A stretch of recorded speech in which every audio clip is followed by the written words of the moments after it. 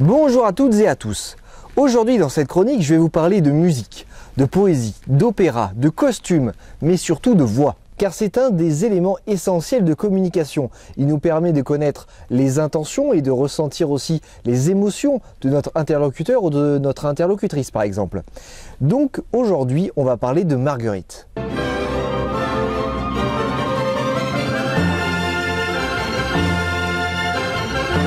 C'est un film de Xavier Giannoli avec Catherine Fro, André Marcon, Michel Faux, Christa Terré, Denis Monga, Sylvain Dieuaide et Aubert Finois. Concernant l'histoire, elle se situe dans les années 20 et Marguerite est une passionnée de musique classique et d'opéra.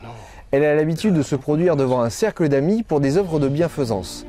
Malheureusement, jamais personne ne lui a avoué qu'elle chantait faux, même pas son mari.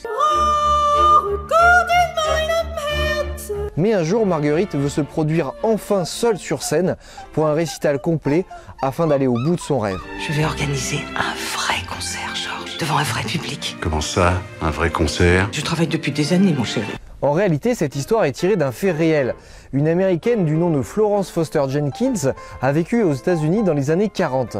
Et cette dernière avait l'habitude de chanter devant un cercle d'amis, mais ces derniers ne lui ont jamais dit qu'elle chantait faux. En fait, c'est ce potentiel à la fois comique et cruel qui a donné envie au réalisateur de développer son film.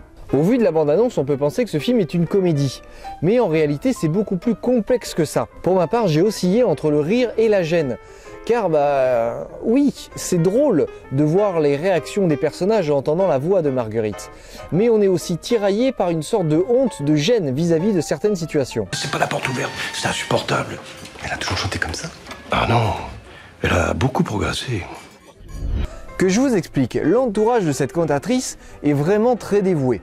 Sauf son mari qui n'apprécie pas particulièrement que sa femme se donne en spectacle et qui ne comprend pas ses motivations. C'est son domestique Madelbos qui supporte Marguerite pendant tout son périple. Il est finalement l'instrument qui lui permet d'aller au bout de son rêve, même si cette fin peut amener à la vérité. Pour moi, c'est peut-être le personnage le plus important du film, car il est plus qu'un simple domestique. Il est véritablement l'incarnation d'un destin, d'une volonté indéfectible, dont le seul objectif est de finir une pièce commencée des années auparavant. Il est d'une aide indéniable à Marguerite qui le suivra et l'accompagnera jusqu'à la fin. En réalité, il faut voir ce long métrage découpé comme un opéra. Le personnage qu'interprète Catherine Fro est un petit peu comme une pierre qui roule toujours dans une même direction. Il n'y a que les choix des autres personnages qui peuvent influencer sa course. Mais leur lâcheté, leur manque de franchise et peut-être de confiance vis-à-vis de cette cantatrice amateur, qui a quand même un aplomb, une détermination, font que cette dégringolade, cette course vertigineuse ne se finira pas forcément bien. Il n'y a que la musique qui compte pour moi. C'est ça ou devenir folle, vous m'entendez? Folle. Mais c'est aussi deux histoires d'amour. La première d'un être qui s'abandonne totalement à la musique et qui veut appartenir à ce monde de féerie et de gloire, même si elle n'est pas véritablement faite pour ça. Mais c'est aussi la passion d'une femme qui aime son mari désespérément et qui ne veut que lui prouver son attachement et sa dévotion. D'ailleurs, cette aventure va permettre au couple de finalement se découvrir et de s'apprécier malgré les défauts de l'un et de l'autre. Je vous conseille fortement ce film car il est un savant mélange de comédie et de drame. Tous les acteurs sont vraiment bons et on peut noter l'incroyable performance de Catherine Fro qui a dû prendre des cours pour apprendre à chanter faux. Oui, parce qu'apparemment elle a une très bonne oreille musicale.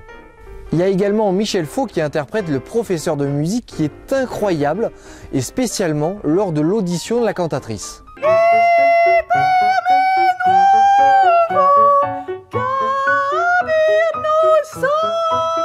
Non, c'est très intéressant, c'est très personnel. Merci. Bon, je vous rassure, on n'a pas forcément besoin de connaître l'ensemble des airs d'opéra pour apprécier. Non, non.